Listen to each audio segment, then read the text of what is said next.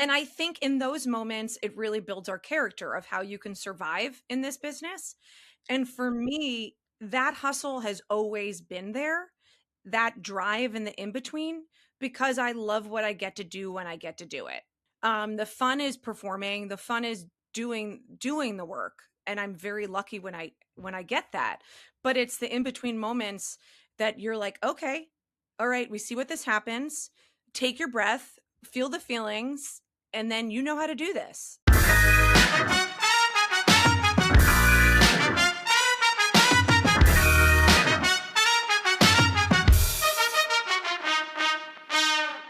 Welcome to the Funny in Failure podcast, a podcast that celebrates failure and shines the light on the emotional side of comedy and life with yours truly, Michael Kahan. Howdy, howdy, howdy. Today's chat is really good. Sarah has a great story. She's self-aware with plenty of learnings and reflections. This human is full of integrity, authenticity, and depth. I had a blast chatting with Sarah. I could have spoken to her for many more hours. I think you'll love this chat. Plenty of takeaways with many great stories and moments. Okay, cool.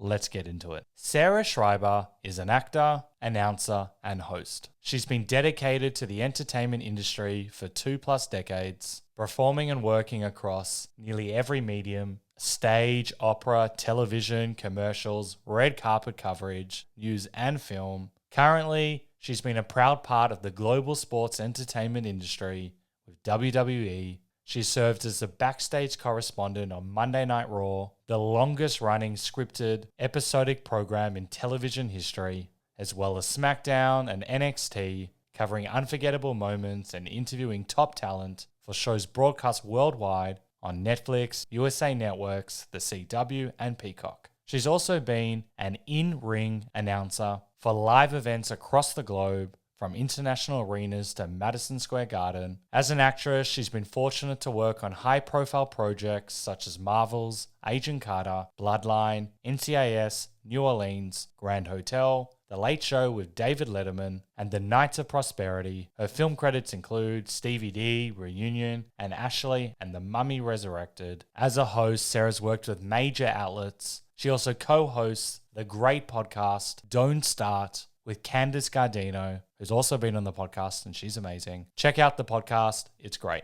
So as you can imagine, we dive deep and we cover a lot, and we chat about joining the WWE family, resilience and hustle, being a shoe model, shows that don't go ahead, auditions and rejection, her masters, evolving and growing, collaboration, lessons from grief, being on David Letterman, 30-minute musicals, her new podcast, plus plenty more. Before we get into this chat, I would love it if you would share the podcast, like, follow, subscribe. It really helps the podcast grow, and it allows me to lock in amazing guests like this one. Thanks so much. Okay, cool. Let's get into it. Oh, this could be a good place to start. Okay. My wife and I were listening to your podcast together, and unfortunately, she has a shoe obsession, and I believe you used to be a shoe model. I'd love to know how one gets that gig. Come on, you're like my brother. My brother used to, this was something, I didn't make a difference. Like, I could have my doctorate later on in life. My brother will still be like, this is Sarah, my sister. She once was a shoe model. I just think it's just so funny. So the thing that's interesting, when you, I've always wanted to be a performer. Since I was 5 years old. I grew up like 10 miles outside New York, and I was always auditioning in the city.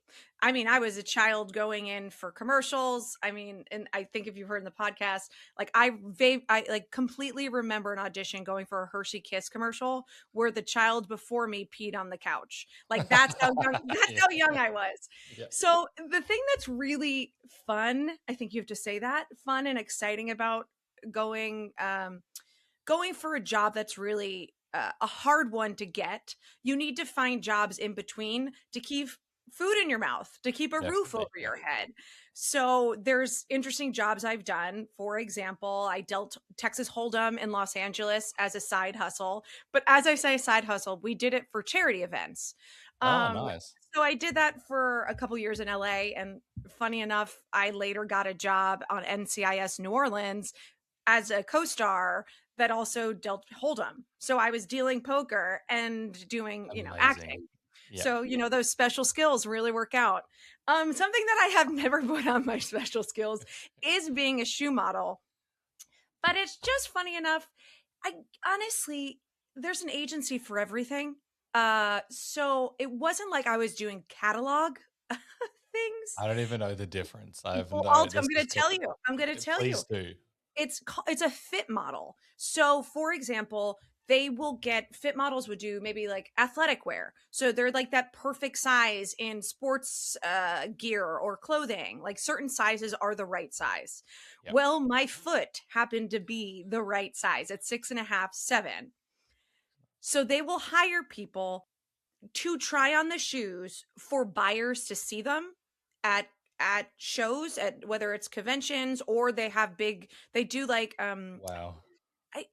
I literally want to call it FIFA, but that is not it. But it's like foot, you know what I mean? Like shoe. There's like something that spells out foot shoe show. But buyers like from Bloomingdale's, from Saks Fifth Avenue, or whoever's coming through. So I worked with actually I worked with BCBG for like years. And I remember one time I was in Las Vegas and we were at Caesar's Palace, I think, and I had a suite that they use during the day to have the buyers come in and I would try them on. So like I was out, like I went out that night and I was like staying in like the suite. I was just on the other side. They like gave me the room and I came home toasty, just like trying on the pretty shoes, being like, what is my life? So like they would fly me out for these gigs. It was professional. There was no fetish thing or anything. It's not like OnlyFans for feet. Yeah.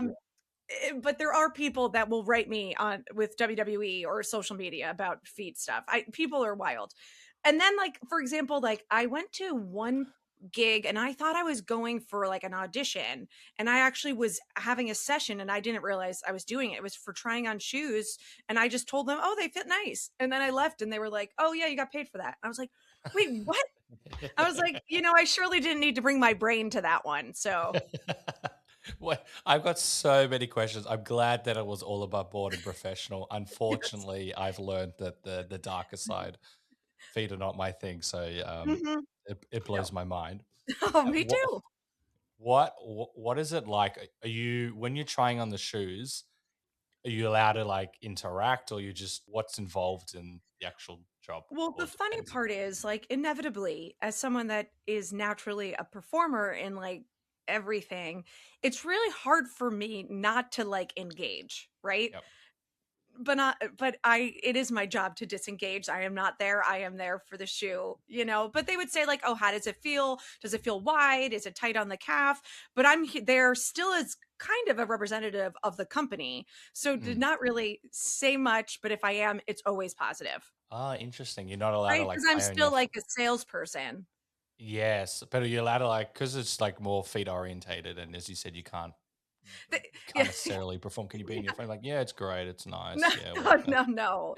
It's and these were fancy shoes. They were high end, costly shoes. So I honestly I did it it was such a long time ago.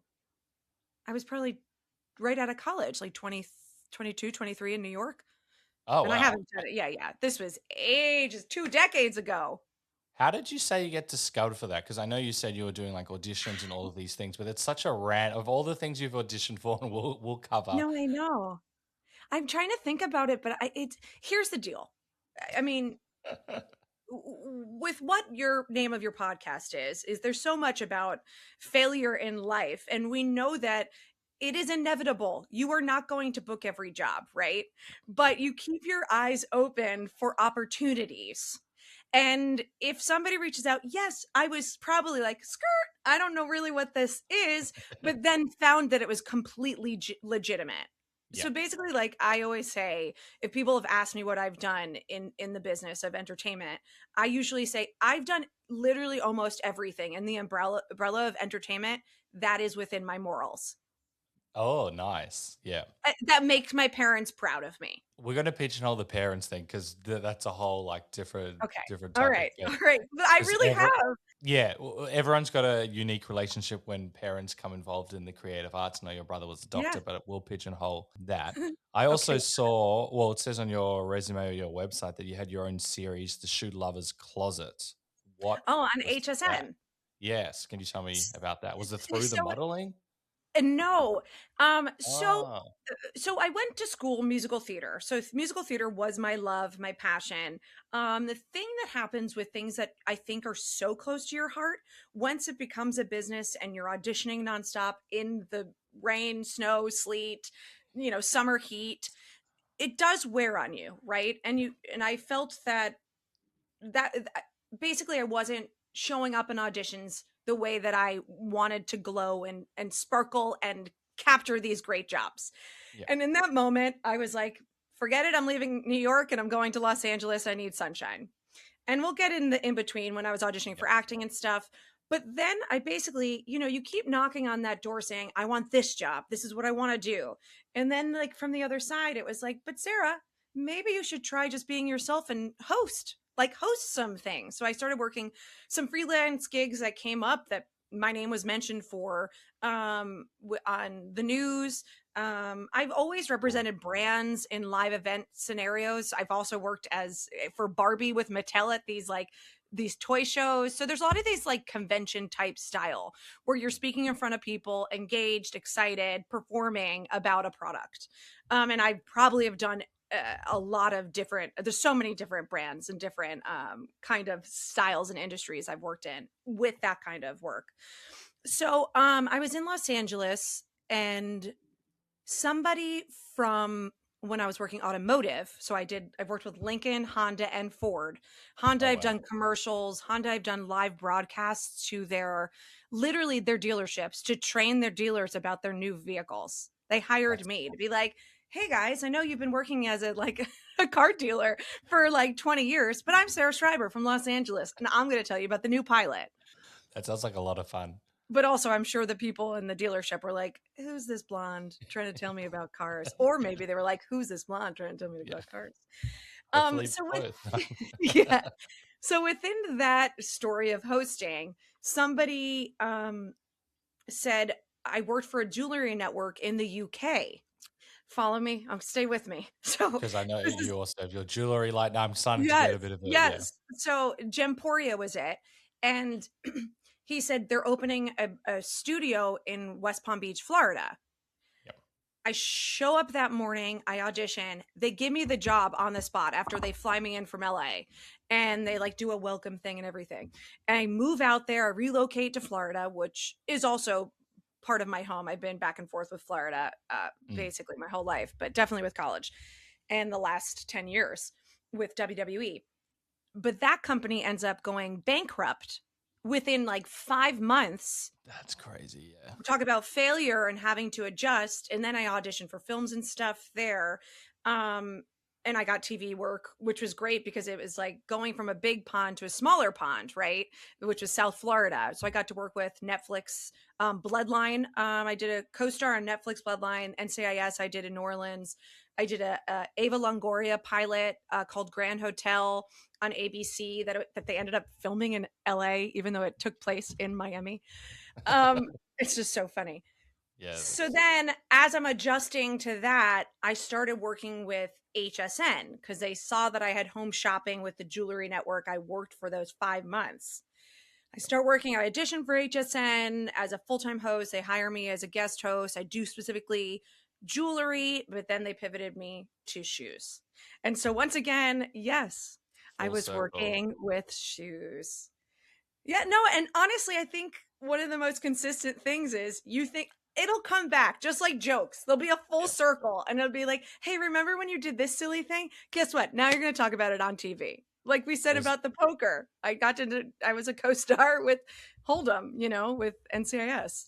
and I feel that it also comes down to like your say yes attitude, and you're not just stuck in your ways. Because we'll get into it, but I know you started musical theater. A lot of people when they start out in their field, it's like I'm doing this or nothing You Yeah. realize to thrive in a creative industry, it's not quite like that. But you've had so many wonderful opportunities. We'll talk about WWE as well. But Yeah. what was it like getting to be the host of a? It sounds like you like shoes. So was that like a bit of a pinch me moment? Was it fun? Was it exciting? Did you learn a I lot? want to like show you the shoes I'm in right now because I think it's funny that we say that I like shoes and this is literally what I would be doing. So here we go. This is I a have no idea. You're like they're asking just the a worst. Teva. They're like, do you know Tevas, the sandals that like people wear that are like people make fun of that has no fashion? I'm like in comfortable shoes just because I need like I've now pivoted to the comfort because I wear heels so much with work that Yeah, then I'm like, do we have a Dr. Scholl's insole that has night arch support?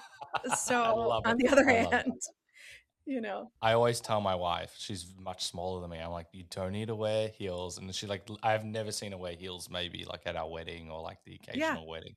I'm all for yeah, comfort as well. She also wanted me to ask, how does one, get into this field? She was asking for a friend, but it's, yeah. she would love to do it. So what was that experience like, being the host?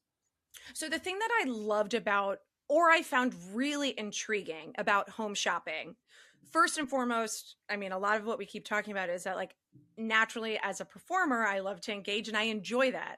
So Mm, the thing that was funny when you go into sales, it's a totally different world. And the thing that I loved about being on camera selling is that I never needed to go through the push of like the you have to take yes, like you have to get the sale done. So yeah, I'd wrap up and be like, did they laugh? Did they enjoy the show? But they and the versus performing they're side. like Yeah, looking at the numbers and yeah. like if you didn't sell how many hundred, if you didn't get the then this is not okay. And so that was something psychologically I thought that was very interesting. I love Mm, the art of the sale, but I am not good. I don't think I would be good at finishing the job in person because I don't like when people feel uncomfortable. If people are uncomfortable, I'm like, cool, cool, cool. No worries. Like, you don't need to get it. Don't press, no pressure. you have integrity. Real thanks. But with salespeople, they don't hear that. And I'm not trained like that. I'm very trained to be empathetic. Yeah. Um, Socially aware is something that I think is is a good strength to have. I agree Yeah. 100%, but that's an interesting balance because you care about people, you're a performer, you want people to feel good, Yeah. and then that's potentially a very different lens. Was that as you said, like a hard mental adjustment or? Um, Maybe that's why I was always a guest host and not the full-time seller, that I could come in with the jokes and like just like, smile and have fun with it and Yeah. still make it like an entertaining, engaging show. I think for me, I loved the art of the sale. I like the storytelling because I feel my whole life, my mother always was obsessed with home shopping since I was a kid. We always had boxes at the front door. And this is another one of those full circle moments of like, she was the same about jewelry too, that she was like obsessed with gemstones at some point when I was in junior high. Then I remember me and friends coming home and my mother was like on at the kitchen table with just like loose gemstones with like a refractometer Oh, and like that's amazing. studying the bend of the light to determine what stone it was. And I was like, you couldn't even have written it in the cards, but it inevitably happened. And I swear to you, there was nothing in me that was directing my path to say, oh, because mom did this. But it felt natural because it's like the echo I always heard in my life of my mother talking about, like, oh, Sarah, this hairspray is really good. You should try it. It really keeps my hair nice and stiff. It doesn't move the whole night, like, and I'm like, yeah. She's like, it was a little bit costly, but I got a good deal. And if you go over here, you can get it. So she always already spoke like that. So for me, it was already my language. Does it make sense? Yeah, yeah, yeah. And also going back to there's so many full circle moments in your life. I find this really interesting. But then do you become an accredited jewelry, what's it called, professional? How does Yeah. that, Yeah. is that So that through that was or a through side? yeah, that was through Gemporia. And the thing that was very interesting, it was so wild. Never in my life would I have thought that I would travel to India. And I've gotten to go to India now twice in my life. Um Jaipur first, which is a pink city and it specializes in jewelry. So I went with Gemporia there and that we studied the gemstones and did a lot and that was what kind of moved me into getting then my GIA, accredited jewelry professional. And then I went to India with WWE, and that's where I even got to announce John Cena, which was that was pretty extraordinary because, well, he just retired, and that was a key moment in my career with WWE. That was very special. Yeah, that's amazing. Yeah. Okay, this is really exciting, and I want to go back to Florida because this is super interesting. You moved to Florida from LA. We'll talk about your LA journey afterwards. I think you said you were in a big pond. You've gone to a smaller pond. You get this job. 5 months later, they become bankrupt. Yeah. What was that like? Was that terrifying, scary? What were you feeling at the time? The thing that we know for certain, being an actor, being a host, is that you will not have jobs. And I think in those moments, it really builds our character of how you can survive in this business. And for me, that hustle has always been there, that drive in the in-between, because I love what I get to do when I get to do it. The fun is performing. The fun is doing the work. And I'm very lucky when I get that. But it's the in-between moments that you're like, okay, all right, we see what this happens. Take your breath, feel the feelings, and then you know how to do this. I think when I left Los Angeles, I was very sad. Because I was like, I love this place. The thing about Los Angeles, well, first of all, it's sunny, palm trees, but I had a core great group of friends. It's all like-minded individuals. We were all quirky theater people, but loved the passion of why we want to perform. But also we're auditioning. So it's a bunch of orphans that kind of find people that there's not a lot of people that have family out there. I found some friends that did, but there rarely is the case, right? It's a lot of people moving from where they're from and really going for what they love. And the people that are driven like that will survive. And then the people that say, oh, there's people are phony or yada, yada, it wasn't their home. But I think you need to be focused when you're there. Yeah. Don't get lost in the shininess in the club scene or the fakeness of it. And I think something for me how I was raised, but also the area I'm raised in, it's very authentic. Like you won't survive New York. The people are just sarcastic, but direct and honest. I always loved. A friend of mine used to say New Yorkers were like this, right? You put your headphones on, you go direct. It's a very direct city. And you're focusing on where you're going. Los Angeles, you're like in zigzags. You go to the store and everybody's staring like, who are you? Should I know you? What are you wearing? It's like, and so I loved LA. Okay, where were we going with this question? We were talking about with Florida. So I was very sad. I was very sad leaving those people, but it was interesting. I find when an opportunity comes, it feels like fate, right? And that day that I got the job, that morning, I was supposed to fly back home to LA. I canceled my flight and drove up to my brother who lived up in North Florida in Jacksonville. That weekend, I found out I was going to be an aunt for the second time. Oh, how nice. And Maddie is like my twin. I love her dearly. She's a firecracker, which is what my dad used to call me. Yeah. And so that was like one of those moments of like, all right, whatever your faith is, it feels like a wink from God, I like to say. They're like, oh, even though I was so sad leaving in LA, I was like, this is what I'm supposed to do. So have you had many of these markers along the way where you're just like, maybe inverted commas, they don't go to plan, but you can feel eventually or see eventually how it led you on to the next thing? Or I would say 200 million%. And that's the stuff, I was thinking about as I woke up today, knowing I was doing this. There is humor in failure, but in those moments, they are really hard. And it is a reflection on like, you're working so hard and why isn't it happening? Or why did this job pulled the rug right out from underneath me when we went bankrupt. And I remember calling my dad, who my dad was a retired cop, straight shooter, 6'3", just always supported me and loved me, but was very direct. And I always went for him to have just like something, not just like, he wasn't ever cushy. Like he wasn't like, Sarah, you're just wonderful and everything will be great. He was like, sometimes it just sucks and you got to get through it. And I called him right that night and I was like, Dad, I don't know what to do. He goes, and I said this on my podcast and it got me really emotional because Dad passed 2 years ago, but it's so true. He said, I can't do what you do and you will figure it out because I have faith in you.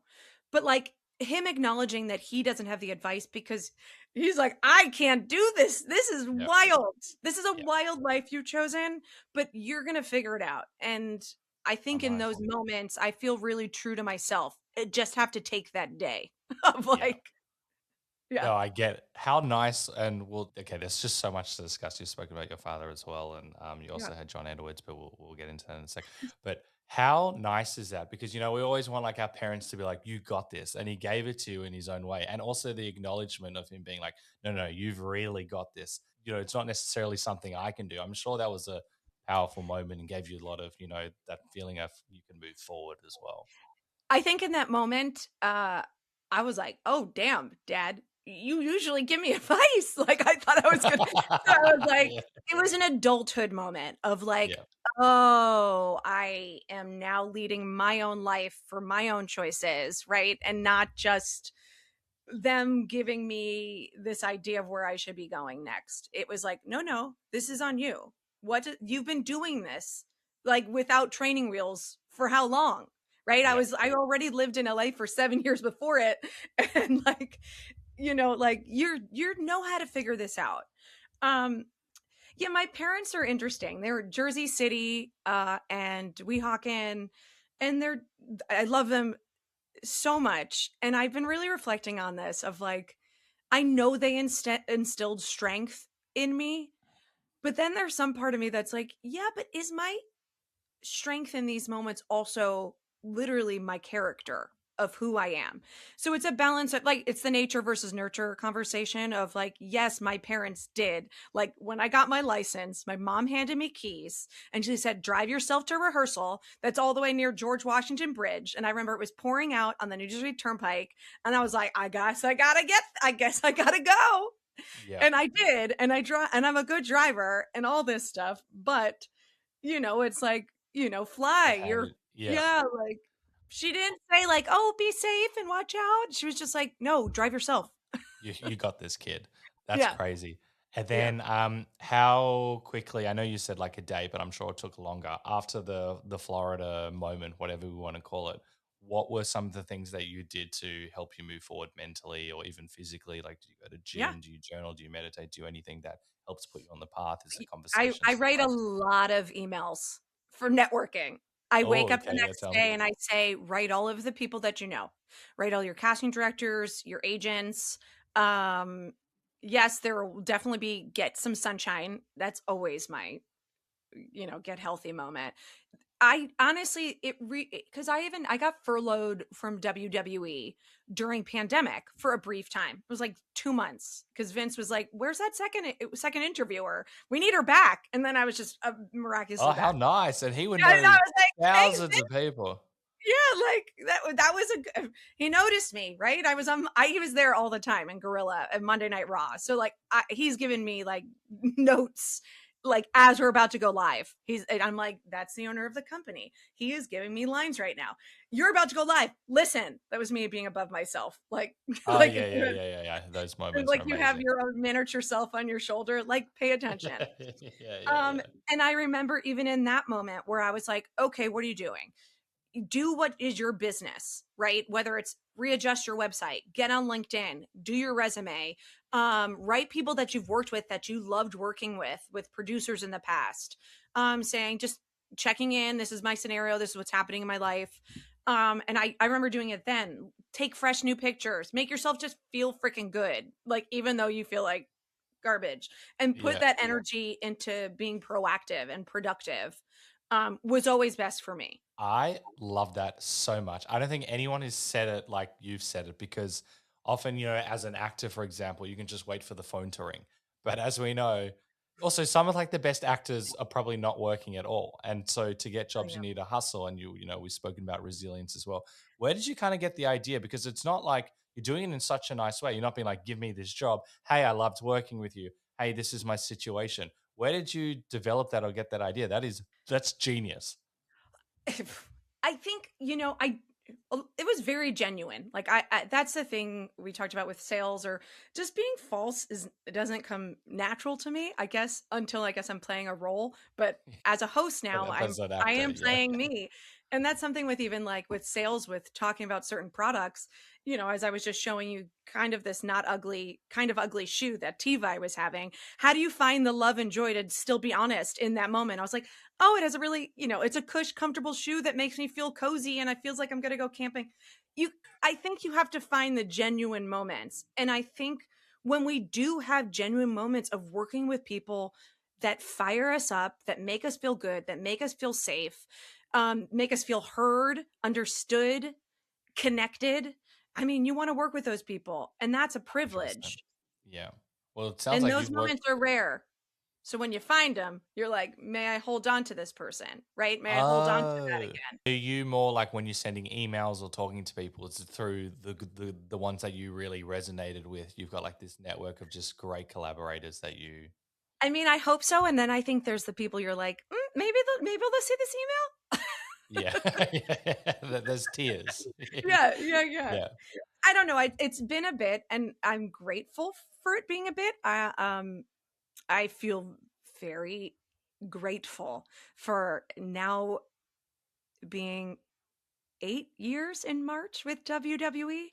ooh, It's something, and I'll go back to my dad. When I got that Jewelry Network job, it was an employee. I became an employee, and he's like, "You got a 401k.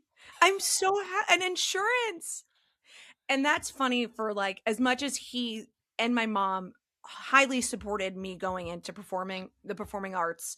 Um, there's still that kind of feeling of making sure your child will be fine and safe. will be grounded in legitimate success to be like living okay.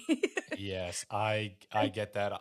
I was an accountant. I Yeah, left doing screenwriting, podcast, all of that, and also the markers for success when that's kind of your world. And my parents been yeah, super supportive. I'm very grateful. yeah, Like to them, it wasn't like, oh, I'm speaking to this person, or I had a TV deal at the time, didn't quite understand what was going on. But because I was in our big newspaper, they're like, my son's in the newspaper. I'm like, that doesn't like, I'm grateful for that, but that doesn't like mean anything. So like yeah, when your parents are like, you've now got insurance, the markers for success, it's a yeah, different world, and there's no judgment. There's just like, I don't think people can quite ever understand unless if they're in it. And to me, that's always been now less so. But it was very frustrating at the start, being like, no, look what's happening. yeah, But people, I'm sure you've had that where people are, and they view one thing as a success, or they're really worried, or when shows don't go ahead, all that stuff. yeah. What springs Candace to and I mind? talk about it a lot. The thing that's hard in the entertainment industry is the public's measure of success. So this is a very public job. And so for a lot of people, it's like if you don't walk away with an Oscar or if you're not seen on the cover of People, and Mm, there's a lot of people doing a lot of things in this business and doing great work and being successful. And it's one of those things that where I think all of us need to check in with ourselves to determine what is our worth and our measure of success, because that gets a little bit loud sometimes, right? It's the going to Christmas parties or, Hanukkah, wherever you're going, Thanksgiving, yeah, where everybody wants to know what you're doing. What are, I thank goodness I've had WWE for 8 years to blend in, but now my nephews or my cousin's kids want to talk only WWE, yeah. That's cute. which is great. But that's always challenging because it's like when somebody's a lawyer, a doctor, a teacher, you're not looking for those accolades. They're just doing good work. And when people want to know those, I guess, and the other thing I have to say, sorry, piggybacking off of that, No, no, I no. always have to remind myself is people are excited to hear about what we're doing. There's also that. And Yeah. that's the positive spin, right? Like you're doing something that's different than so many people, that those conversations also are like, okay, what's happening? What's exciting in your life? You're something different. Hmm. That's me spinning it to be positive in my mind when it feels stressful. No, I agree with you. And every person, including me, has spoken about where we feel we have to be like, oh, I've done this, I've done this, I've done this. But, Yeah. as you said, they're just, you could just say, I've done the one role in 3 years, and that's still interesting to Yeah. someone. You know what I Yeah. mean? Like, I know you said, like, as a lawyer or a doctor, you're growing, and your brother's a doctor. So he's, Yeah. saving Yeah. lives and doing all that. Completely. And he's been 2 decades at the hospital working in an emergency room, and that high stress, pressure, it's emotionally exhausting, it's physically exhausting, and he's a father of three. And we were talking about how I think it's around like 40 we're all searching for our purpose, or what the pivot is, or what's there's like some would say a midlife crisis, but I there's had this mine at thing of you. 20. Okay, you got it. I've already had mine. You had an early crisis. Yeah, yeah, And yeah. so, Mark trying to figure out, okay, what could be next? And I said, you've literally have had already a life that people dream of, that your gorgeous home, your beautiful children, beautiful marriage, and a 2-decade career saving people and being heroic and that kind of thing. And I think it is just us to ourselves, right? How we speak to ourselves in those moments. I look at him, I'm like, you do things that I will never do in my life. But at the same time, I'm sure he's thinking like, look, every day's different. It's not like you don't Yeah. know what each day's going to look like. He You looks at me don't and know. says, "Oh, she's a shoe model." I think that's great. But also, like, you get to go to India, you get to travel, Oh, no, LA, no, New York, of all of course. these things. I know it's so interesting when we play and it's natural. And it's actually important to degrees to understand and then, let go. The comparison game of, oh, this person's doing that, and that person's doing that. But at Yeah, the same time, there are so many people that would want to be in your shoes. Hilarious, I yeah, said shoes, given yeah, I what know. we've spoken I'll about. take it. I'll accept it. And you mentioned the sadness from LA. Was that more because you're moving to Florida, or LA wasn't the place for you at the time? What were No, I you? loved it. I loved it. I loved it so much. I'm grateful the time I did it, 26 to about 32-ish. Oh, nice. And I think I still had that youthful excitement, that you put yourself out there in a different way. Mm. Um, and I think I gained the knowledge of what I needed to do more for business that I wish I understood better when I was auditioning and doing stuff with theater. I like we talked about how I feel in those moments of failure is connecting the dots with people I liked working with. And I think in my early 20s coming out of college, if I could go back and tell myself something, I'd say take the jobs, say yes, don't determine. I was very go big to Broadway, or because I grew up 10 miles from New York, and I was auditioning, since I was, like I said, a kid, that I was so focused, like we said, on Broadway, that all these different regional jobs that I got offers on, and or tours in Asia or Germany, and I was like, I want to stay in New York. I'm here to go. I want to go for Broadway.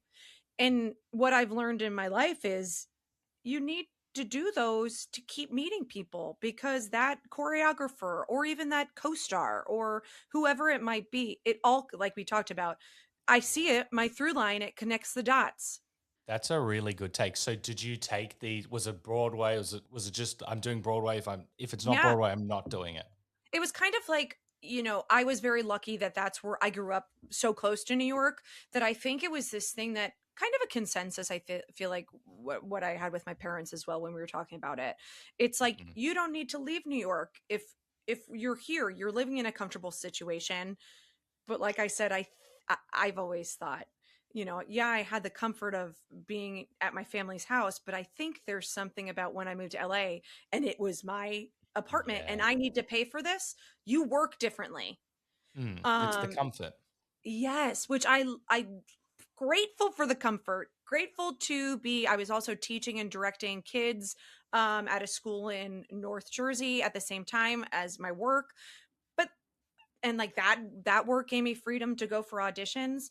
But then I laughed because in those moments I decided not to take jobs, I booked David Letterman. I got to run Yeah, on I saw stage with that. David Letterman and sing and curse him off, and that came out of an audition for an agency that said, "Oh, Sarah did work at NYU or did a elite program in high school, and so that's my alma mater. Let's just give her that gig." And like they just called me, and I was like at Letterman because I was with them the day before.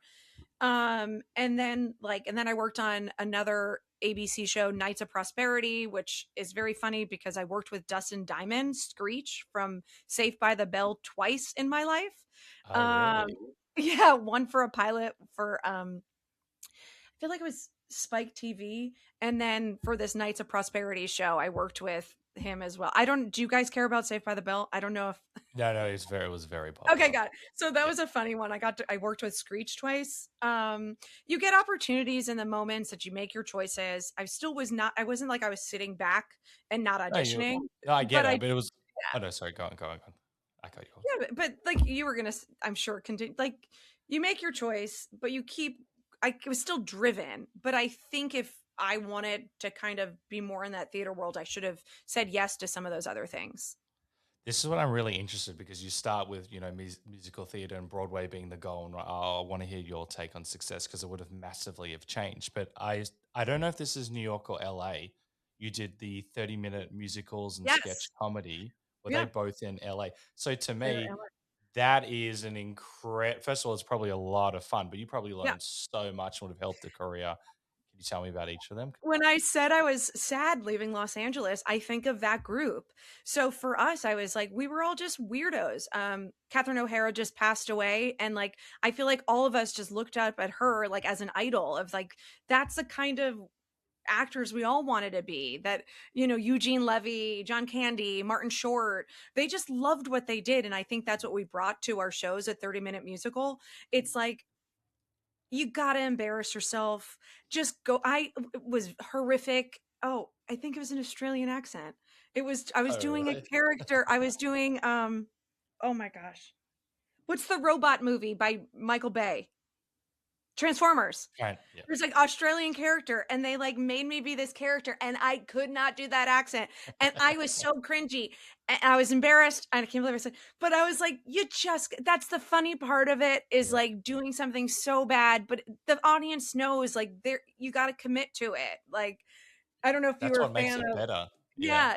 yeah, yeah. I don't know if you're a fan of like Waiting for Guffman, Best in Show, but these are all like improvised movies with that same kind of cast, and that was kind of like, but we just did it on in with on the stage in theater, and it was all these movies that should not be musicals, but we did them, yeah, it was just happiness. It was like therapy when you weren't auditioning. You're like, oh no, we're still doing stuff.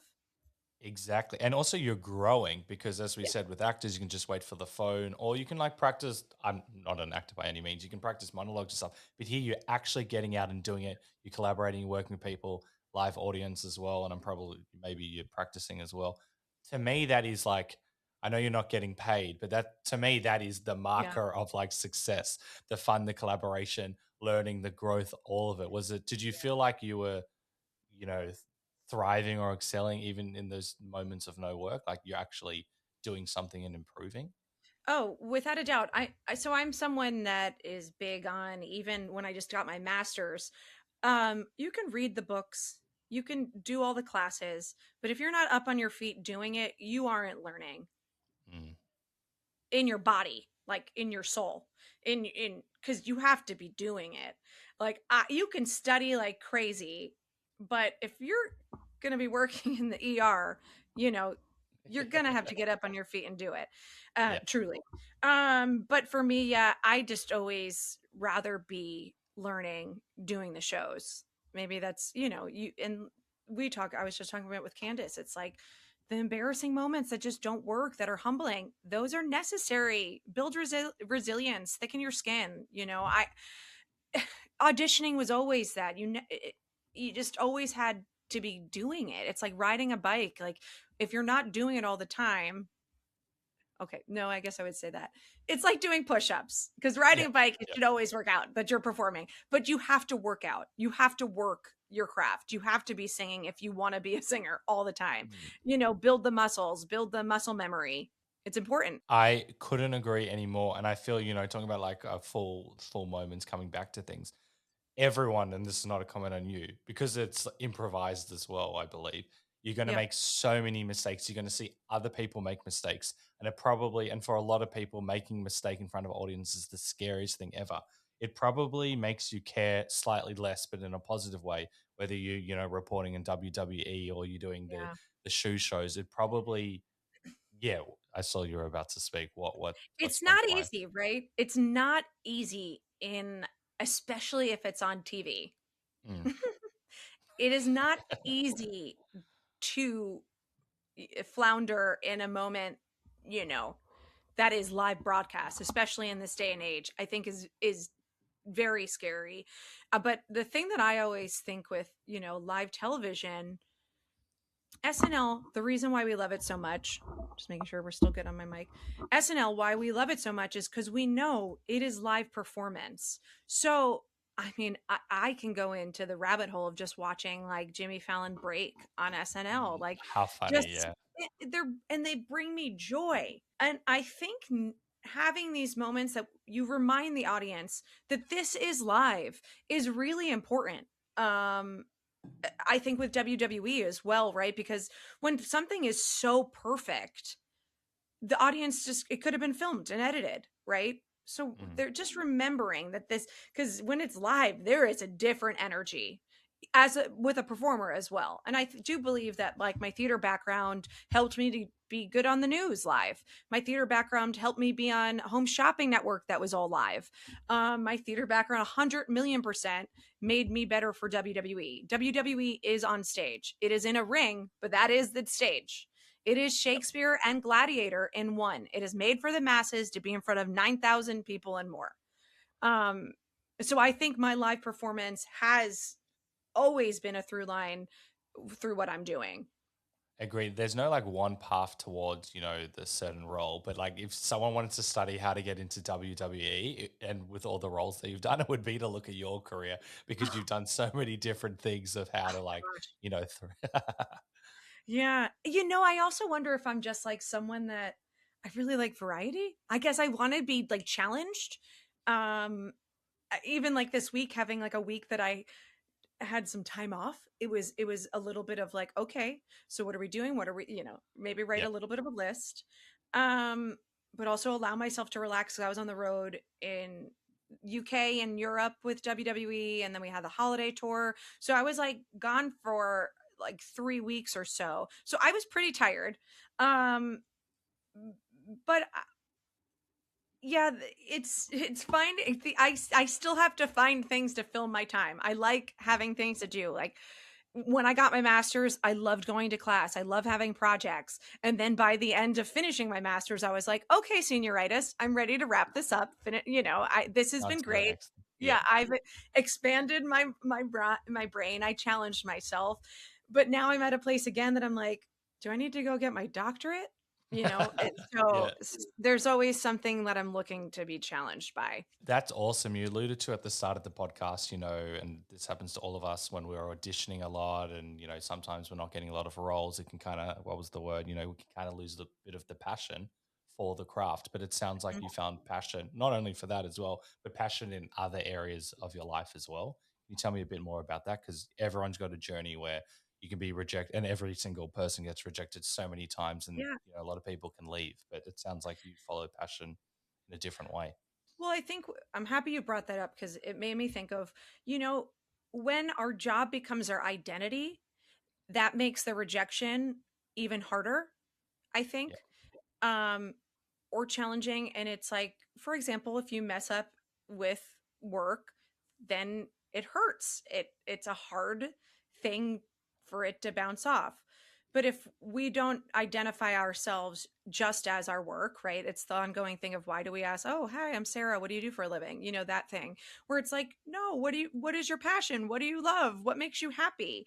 I think I've been very lucky to have gotten to this mindset for myself because I've done so much that I've always dreamed of doing. And I'm How amazing. very proud of that, right? But now I'm at a place of what is the next? Um, because I get really excited with empowerment, with engaging with others, with helping talk about their careers, or, I just think there's now I'm looking at what that next journey of passion is for me in Yep. my career. So I would say that. So that's where I don't identify just as my career. I feel like I got to this happy place of being like, even though I'm proud, very proud to do that.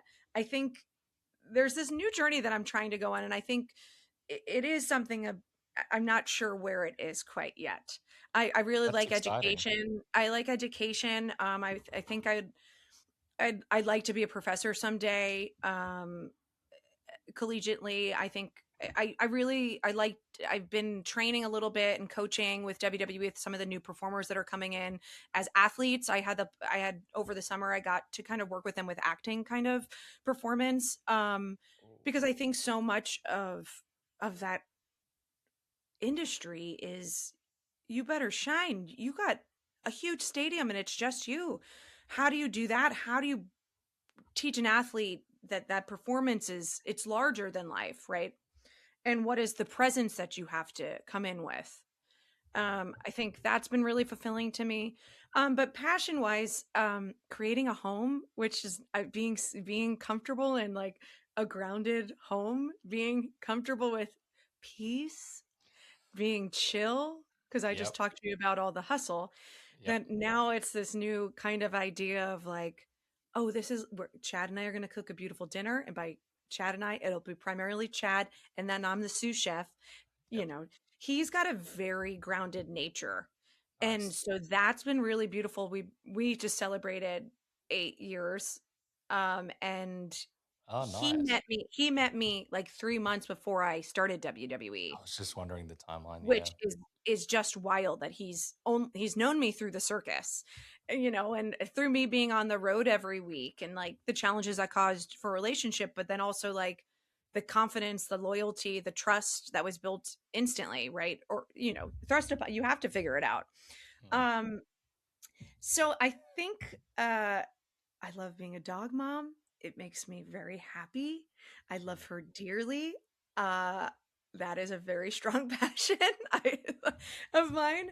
But I do think I have this new venture that I'm working through, and I think the thing that's cool with even like finishing up my master's, I also did a keynote speaking engagement with public relations convention that I really loved, like telling my story, felt really fulfilling, and really kind of just being like, I'm not an expert, but this is my interesting journey. If you can take anything from it that can help you kind of figure out your path easier, um, I That's hope that, great. to tell my stories, to have these moments that Candace and I get to have, being honest about so much with like women's health, but even just like the struggles that we go through with ageism, stuff with health with our parents, but just like being honest about these things that can maybe help somebody feel stronger, being like, oh, I'm not alone, me too. I love that, and it's also you're talking about even though it helps the career, but looking at you as like a what excites you, what like a more well-rounded, holistic person in the sense, and one of the passions we've been talking about is your podcast with Candice Gardino, Yeah. and your Don't Start podcast. That's in the episode notes Yes. below, so people can check it out. What made you actually start that? Because that's also a passion of yours to actually start a podcast can be quite scary. So Candace and I actually met auditioning in New York. And then we also did a chorus line together. We did a very small regional show in New Jersey together of a chorus line. But I would say, you know, just like we were talking about earlier about those people that you meet in your career with work that you want to hold on to them. Candace has always been that with me. We've Oh, had that's amazing. 2 decades of a relationship, and our communication is just like, oh yeah, we're like family. We just it just you just feel it. I could talk to her and I could talk about anything, and that was that's a pretty incredible chemistry, right? And we've Definitely. been wanting to do work together. We started a podcast years ago during pandemic and timing didn't work out with work. I was jumping back into WWE, and I think it was maybe around when I was doing my master's that we kind of connected again, and it never went away. We knew we wanted to do this. And I just having another platform that I was saying that feels like authentic to me. I have, the influencer culture. I want it to feel like we're just the every person. Like we're all going through these struggles through humor and there's tragedy, there's trauma, there's hysterics, crying and humor, right? There's laughter in both ways of hysterics.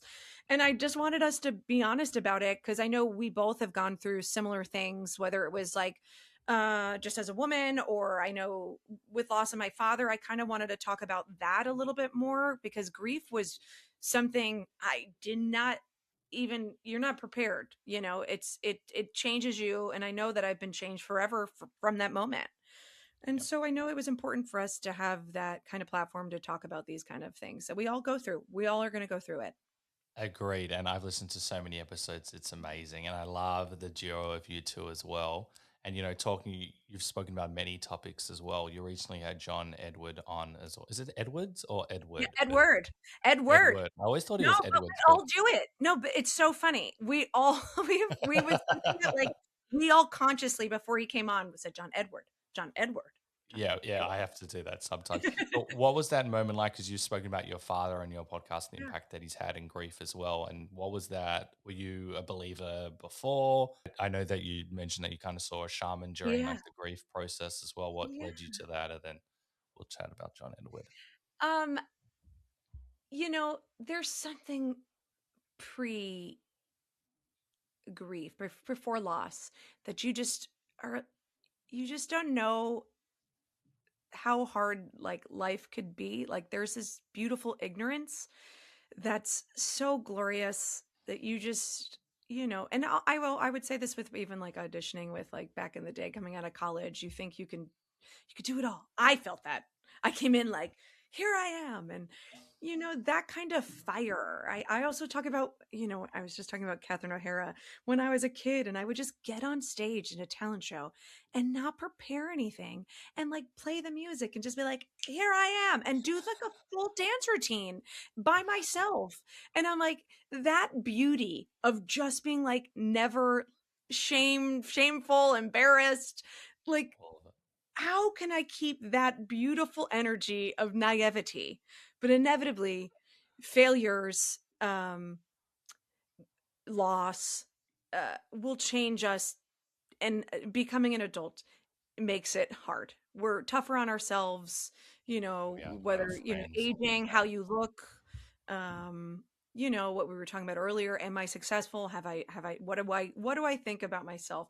But, that keeping that glimmer of that naivety, but it's, I felt very changed. And I look back of like, who was that person beforehand? And I look at Chad and I both lost our dads a month out.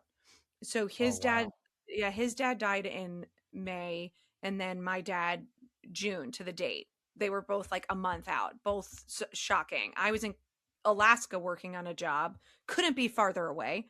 Chad's dad was in Florida, and I was in Alaska.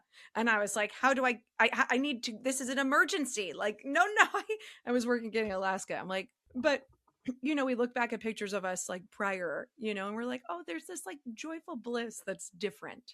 But this is the thing, is that now when it gets easier, you tell the stories, you remember those memories, you tell the funny stories. My dad was loud. It was loud. He was like, you knew when he entered the house, like, he was, and I tell, there's so many great stories. And obviously, as you can reflect on this entire podcast, a lot of my life, I dedicate and am who I am because of him. So it was kind of just, I think, coming out of that grief, it's like trying to regain that kind of energy again. But I guess, and that's where I was like, oh, maybe I need to go to a shaman to get rid of some, like, take the negative out of me, or just get re-inspired. I think that's another thing, is just like reinvigorated. And also because, like,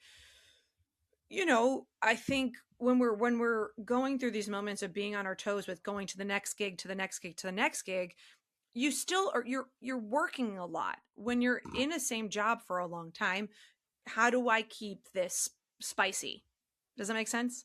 And I Yeah. I also think, and obviously with the schedule that we have, it's it is on fire. It's a jalapeno spice.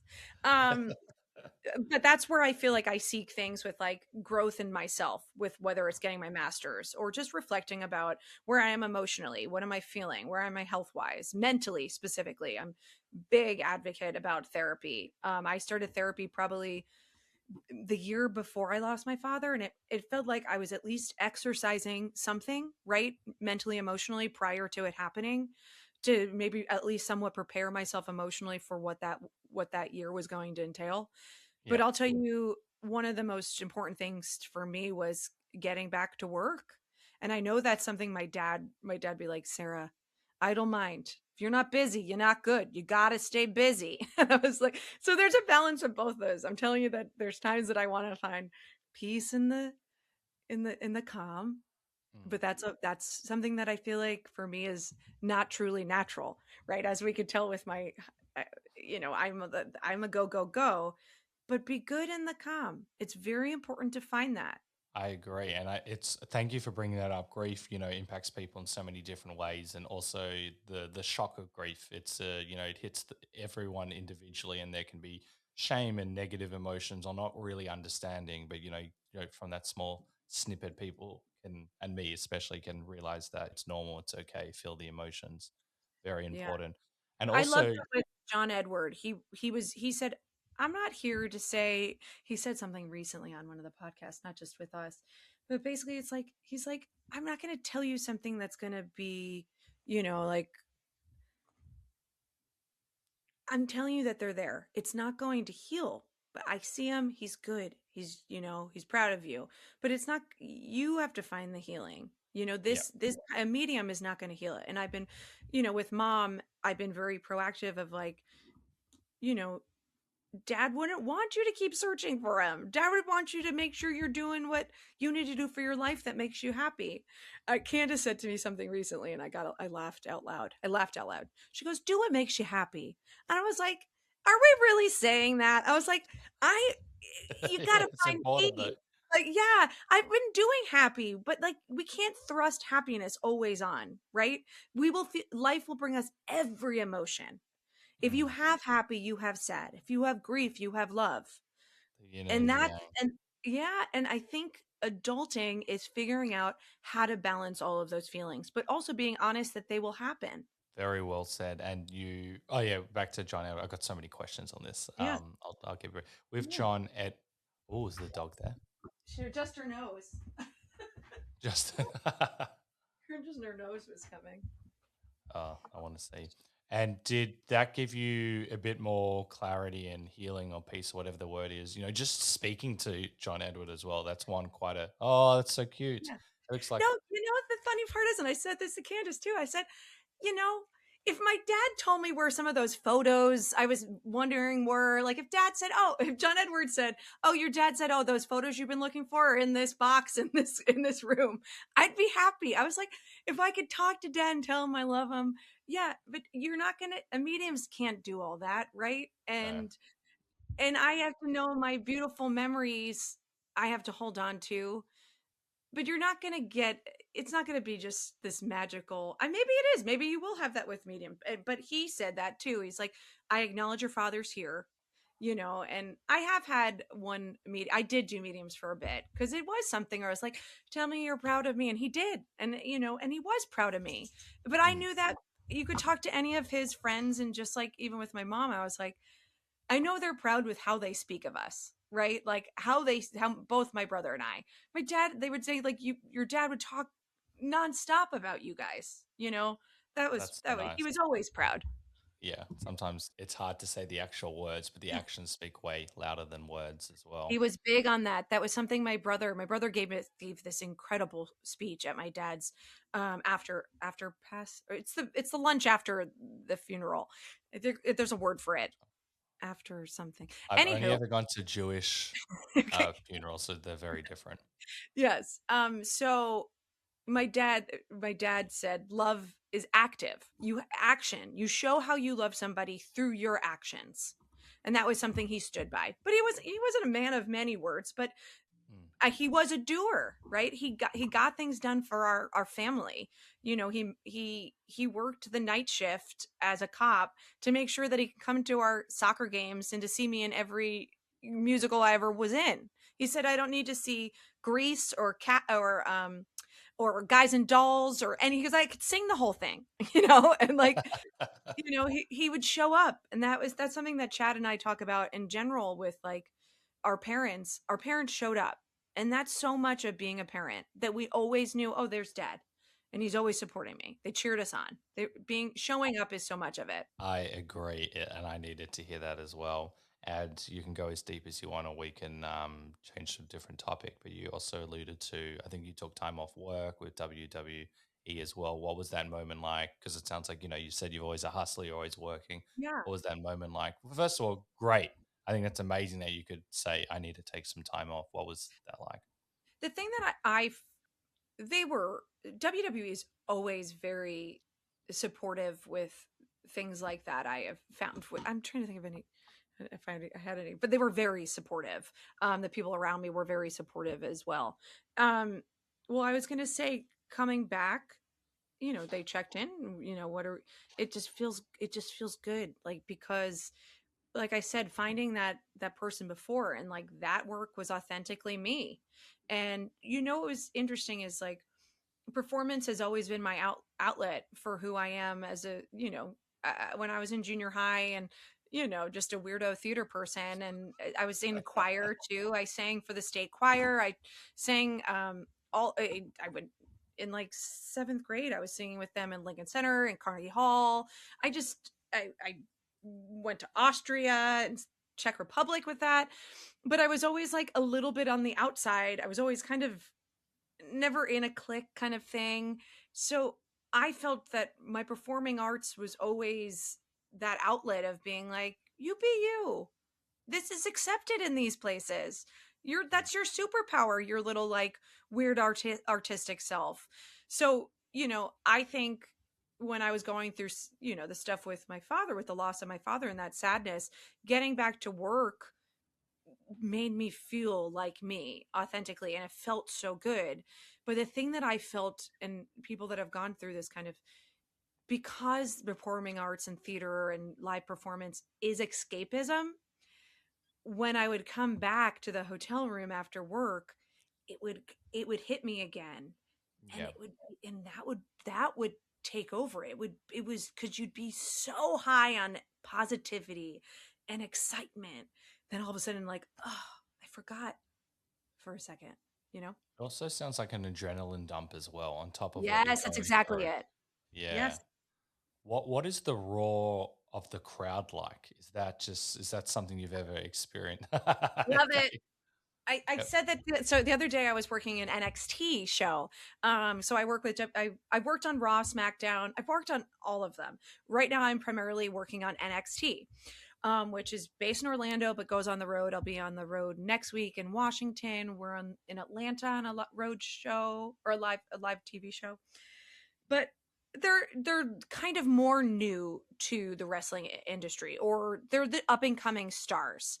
Some of our stars have come from AEW and they've come from different brands and now are with WWE, but primarily it's people that are kind of finding their way with our company. So that's been a privilege to work with. But I was working one of the live shows and I thought they came to me for like advice, like before the show goes on. So I started like I was like, guys, never forget the audience is part of the show. That's the thing that's really cool with WWE is you break the fourth wall. They Yeah. can make your match better. So never disengage from the audience. You need them. They want to be here, but they are very important. And then I realized I was supposed to just do some like housekeeping of like where to autograph the poster.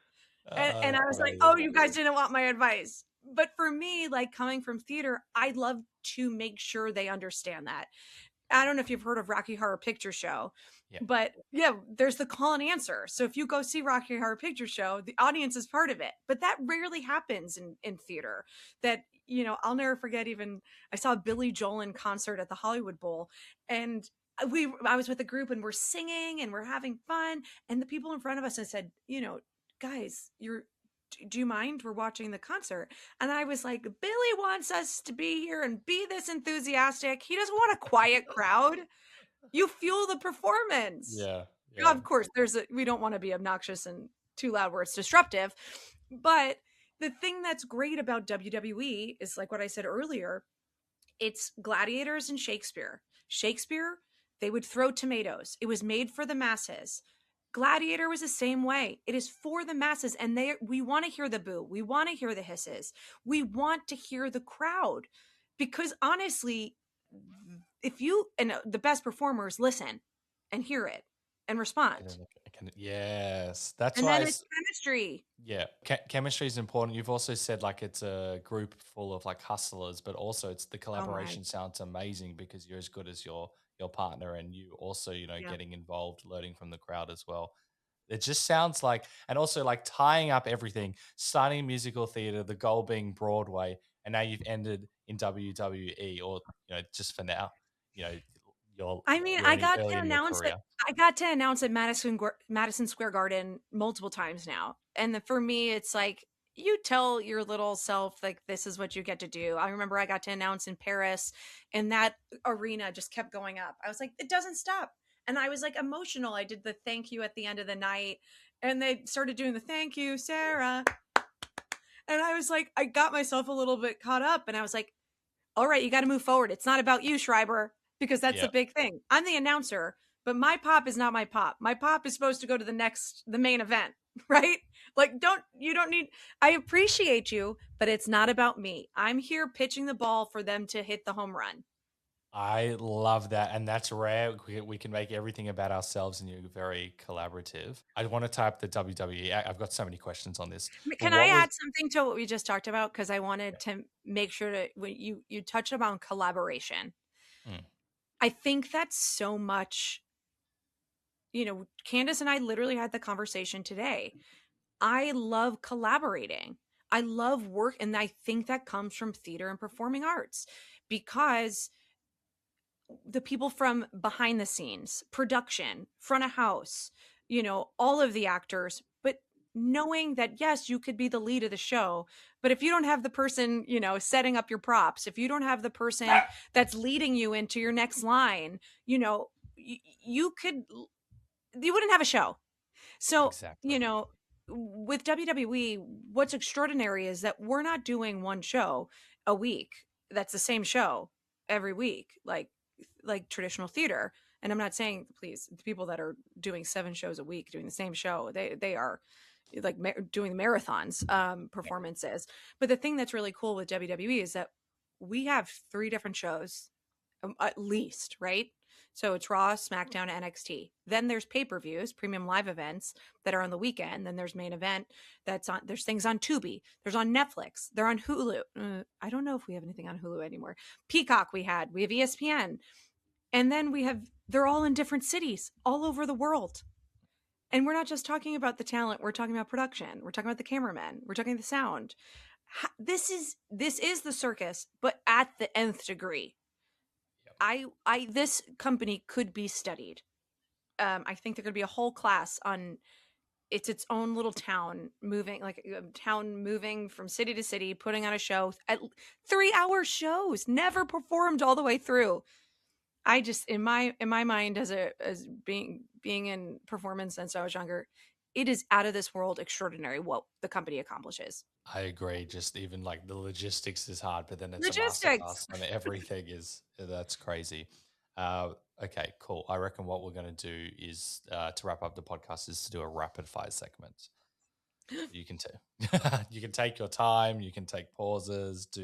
Rapid fire does not sound like I take my time. You can. This is the funny and failure rapid fire segment. Okay. You probably answered a lot of these, but we'll see what springs to mind. What lights you up? The lights. Never had that before in my life. The lights on stage, when the lights hit on stage, you're just like, it is go. The light goes on in the camera. It is go time. I'm going to say the literal lights. Great answer. I'm not going to comment on them, but I actually will ask a follow-up question.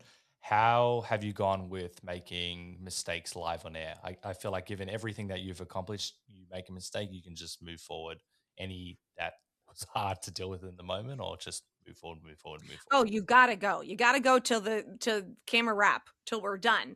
And then you think about it at 4 a.m. for an entire hour, thinking, okay. And then, the best advice I've gotten from Michael Cole, there's another show next week. You gotta keep moving forward. It's a Denzel Washington. Fall forward, keep moving forward, keep the momentum, and there will be another show. Well said. Okay, I'm not commenting anymore, but that was great. Biggest pet peeve? Um, being aware of people's time. Showing up to work ready to go. I love being ready to go. Not realizing if you're not prepared, that trickles down to everybody in the entire production. Yep. It is not just your universe. This is a big universe with a lot of moving parts. Be ready. Do not let people wait. You should always be prepared and ready to go. Is that sassy? Brilliant. Is that a little sassy? No, I it's don't know. important. I love being ready. But I feel like some of the best work I've done is not knowing that I was going to be doing, like Letterman. I didn't know I was going to be doing, and I would have loved to have thought about it at 4 a.m. preparing.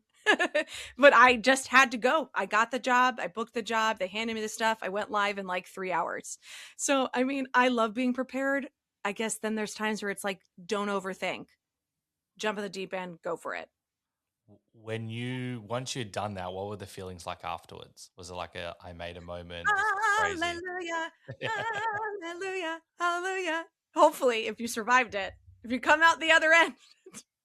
You did, and it was quite popular, and not many people can swear at David Letterman and get away Yeah. with it. Can I tell you one thing I would say about these moments as a performer?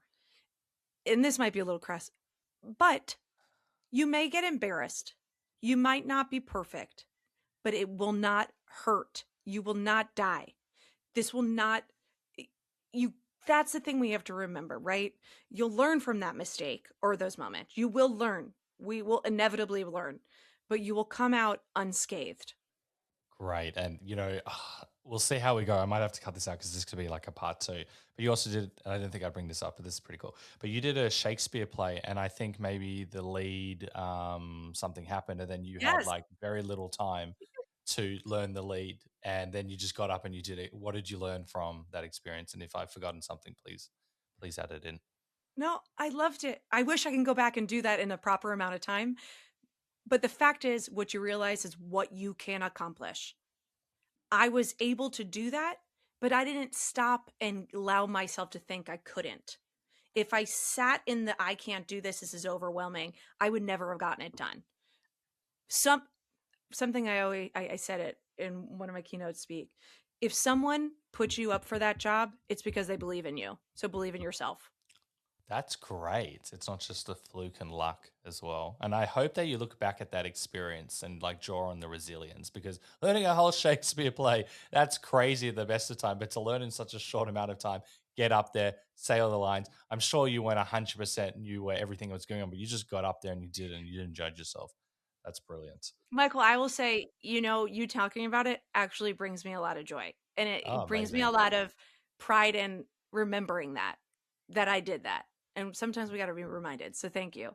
No, thank you for doing it. Okay, let's see how we're going.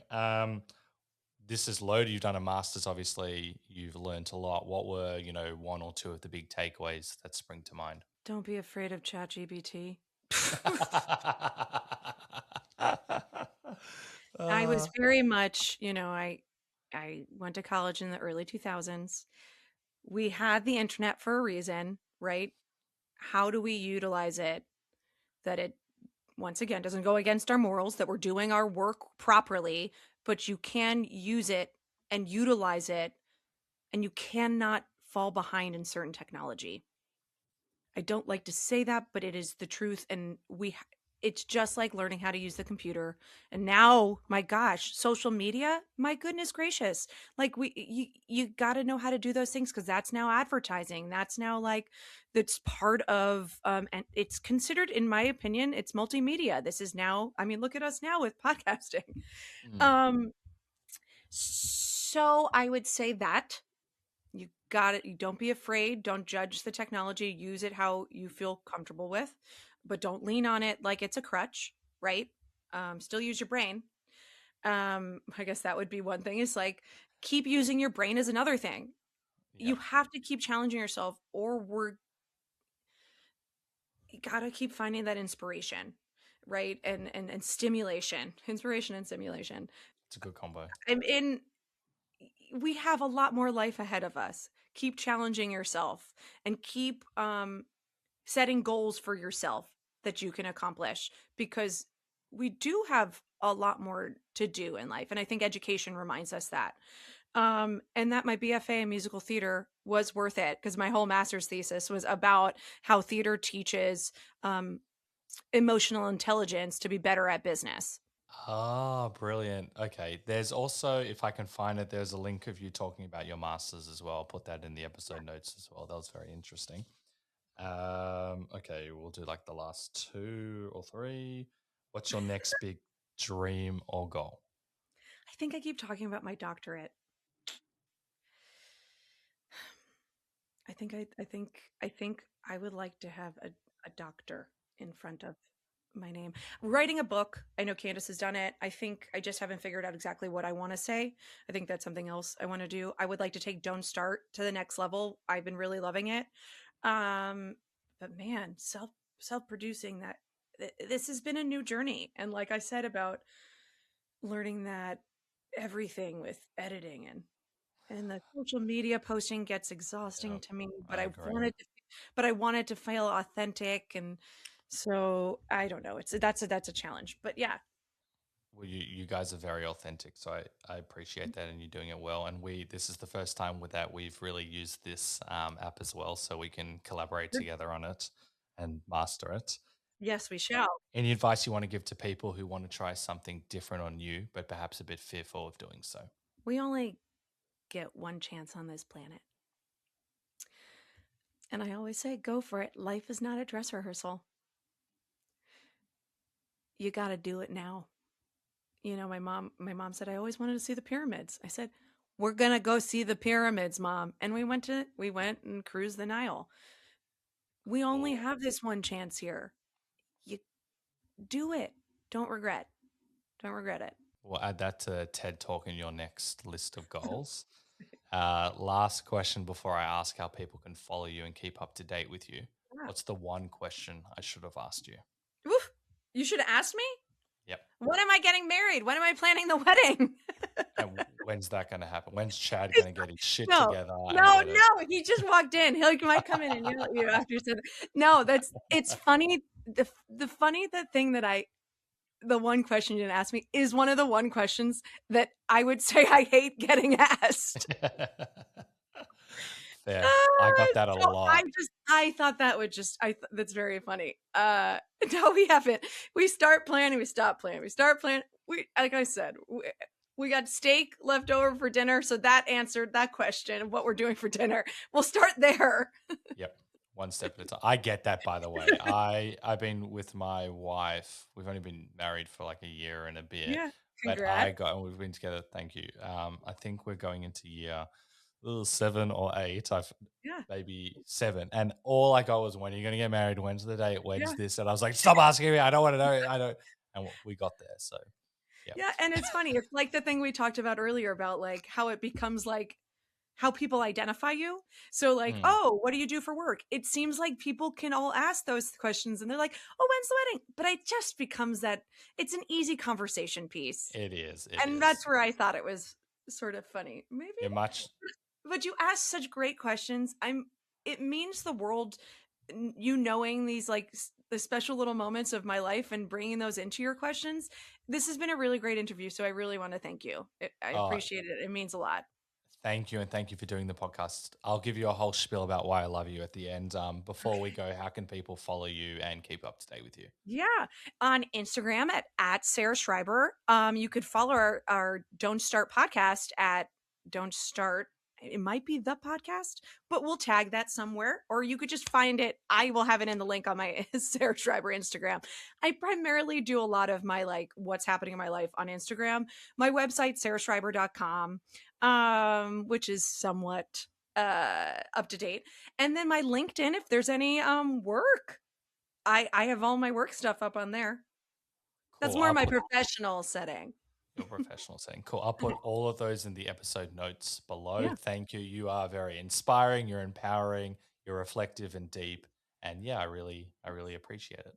Thanks. I appreciate it too. Thank you. I love how Sarah points out that in the in-between moments between work or when you're figuring out your next steps in your life can often cause stress and panic. Sarah reminds us that this is part of life and in those moments and how important it is to pause, breathe, and trust that we've been here before and we will find our way through again. As she highlights, we are all capable of being resilient. I love this because Sarah not only gives us practical tools, but also encourages us to feel our emotions and not sweep them under the rug. Sarah also speaks about approaching her work with a real sense of gratitude, appreciating the opportunities when they come, staying present, and allowing herself to enjoy the experience. Sarah reminds us that even in these uncertain moments, nothing is wasted. Every pause, every doubt, and every step forward is shaping you into who you're becoming and can lead to an amazing new opportunity. So I'll leave you with this epic quote. In between goals is a thing called life. That has to be lived and enjoyed. Anonymous. Thank you for listening to the Funny and Failure podcast, exploring the deeper side of comedy and life.